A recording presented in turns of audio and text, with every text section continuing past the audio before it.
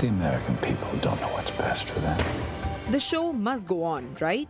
Netflix series house of cards के छठे और आखिरी सीजन की प्रोडक्शन 3 माह बाद दोबारा शुरू हो गई है। सेक्सुअल हरासमेंट स्कैंडल के बाद केविन स्पेसी तो शो का हिस्सा रहे नहीं, लेकिन 2 न्यू एंट्रीज डायन लेन और ग्रेग किनियर की एडिशन बहुत एक्साइटिंग हो सकती है। हाउस ऑफ कार्ड्स के आखिरी सीजन में 8 एपिसोड्स होंगी।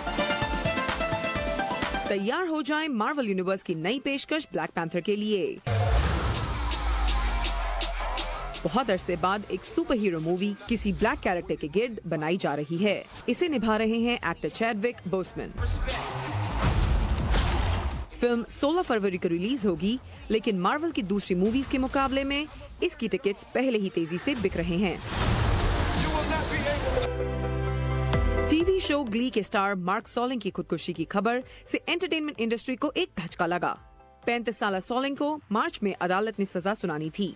उन पर बच्चों की हजारों गैर इखलाकी वीडियोस और तस्वीर डाउनलोड करने का इल्जाम था, जिसे वो कबूल कर चुके थे। लेकिन क्या उनकी खुदकुशी का ताल्लुक इसी कोर्ट केस से है, ये अभी वाजे नहीं। इस हफ्ते अमरीकी बॉक्स ऑफिस पर मेज रनर द डेथ क्योर छाई रही। 26 जनवरी को रिलीज होने वाली ये फिल्म अब तक $2.5 करोड़ का बिजनेस कर चुकी है।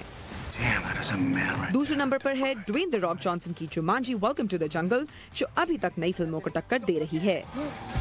6 हफ्तों से लगातार हिट जुमांजी कुल $34 करोड़ कमा चुकी है।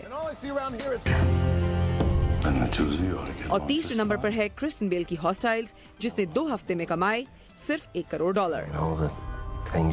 शुचि जैन, उर्दू VOA।